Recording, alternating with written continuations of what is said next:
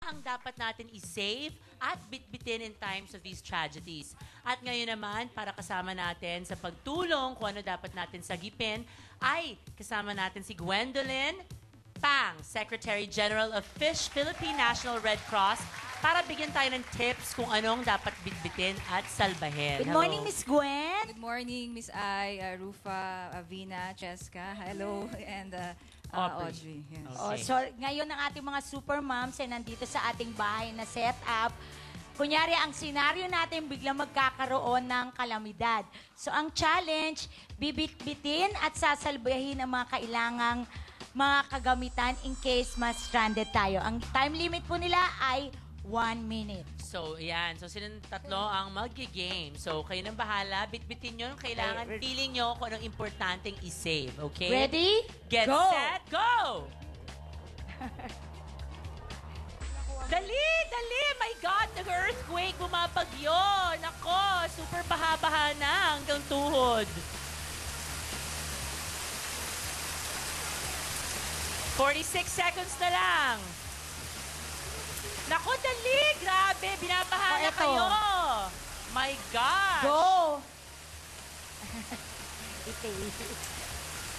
Grabe! Ayan na yung timer. 30 seconds left.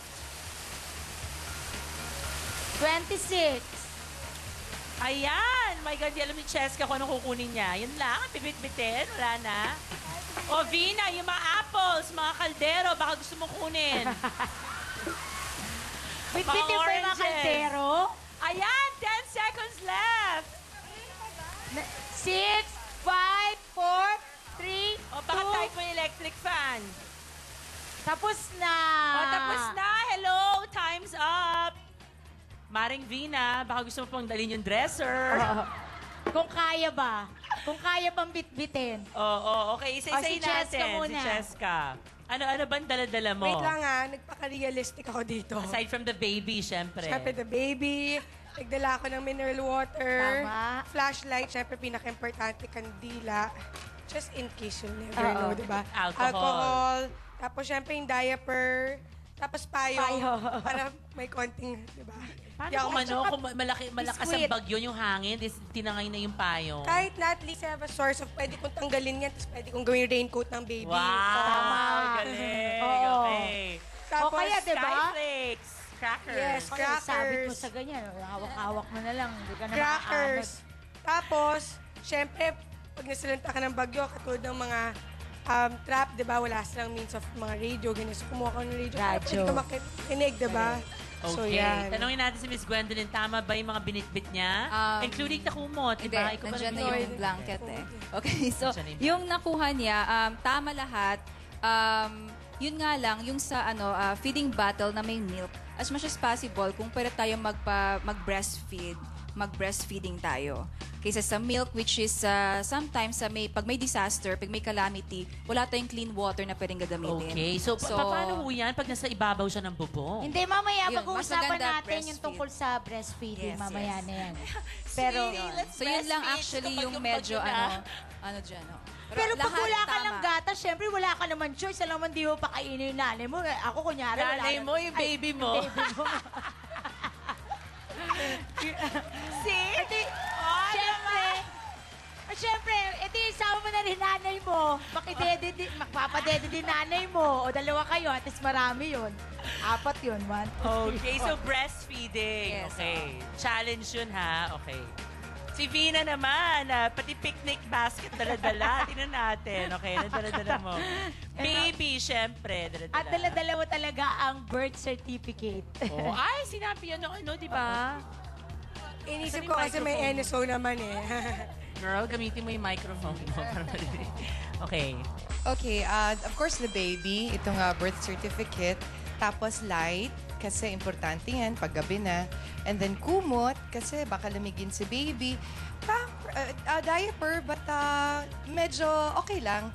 Pero Huwag na lang, hayaan mo na siya hubo.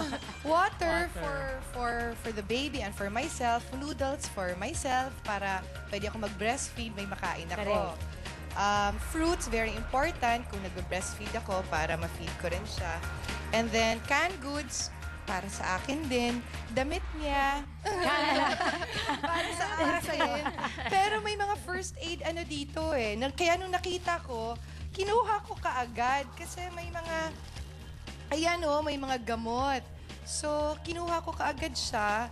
Mga Nung ointment, nakita baka ko mga ointment. Ito yung mga ka. first aid, ano nila eh. First aid, ayan, may mga... Parang gauze, mga Oo, mask. So, yun yung mga inuna ko. The rest, May wala eh. batchoy.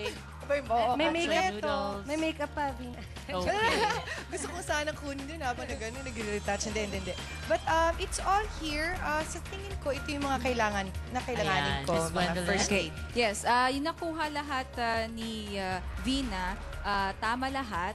Okay? Yung ano lang, yung itong, ano ba, nakita ko, okay, yung sa mga may nakita ko kanina. Orange, Ah, apple. Hindi. Candles. Delata. Hindi. Okay, yung mga, kasi may nakuha siya mga mask, mga first aid na gamit. Tama yun. Pero kating kalimutan yung mga gamot din natin. Example, kung tayo may hypertensive tayo o kaya ikaw ay diabetic, it is very important na dalhin mo yung mga gamot mo. Kasi you'll never know kung kailan ka makabili ng gamot mo. So, kung ikaw nagme-maintain ng O, meds, atakihin. dalhin. Tsaka yung mga gamot ng mga babies, dalhin ninyo. Okay. Si Aubrey naman. Si Aubrey, Ako- parang... Konti Wala, lang kala dala ko mo. 5 lang daw eh. Main 5. Ang ginawa ko lang, water, flashlight, tapos pag na-low-bat, candle, tapos yung fruits, tapos blanket, tapos isang dilata. Hindi ko alam paano bubuksan, pero... Matcha. Oo, latain natin yung lata. Dapat yung ginagano na lang. So, sa mga dala-dala ni Aubrey, Tama to. Tama lahat. Actually, very, very important yung mga nakuha ni Aubrey. Ang maganda dito, yung mga gamit kasi natin, when we prepare for disaster, dapat meron tayong ready kit na pwedeng Yun na bit-bitin. yun. Parang grab and go. Parang ganon. Parang it's a survival kit. Andun Ito ba lahat yung mga nandito? gamit. Kasi nakita ko puro mga Yes. gamot siya eh. Opo, pwede. Mag-ano ka, you're going to come up with your own kit depende sa kailangan ninyo. Example, kung wala ka namang baby, so don't put anything for the baby. Hindi mo kailangan yun. Pag may baby ka, so more may baby para sa'yo, para sa elderly. So depende sa kailangan ninyo. Basta importante, nandun yung mga basic needs like water, food, na that can help you survive for the next 3 days. Okay. So sa water, kailangan may 1 gallon a day tayo. Yung half na yon, we will drink it and half for washing. Yun. So Okay. just take 1 na ganun pag tumakbo kayo, 1 per person. Napansin ko lang yung mga diapers, okay yan, kung dali niyo at least medyo convenient, pero kung nasa evacuation center tayo, we have to dispose it properly. Kasi kung hindi, magiging basura. basura tsaka Okay. magka-clog sa drainage system. Okay, thank you very much, Miss Gwendolyn, for all your tips.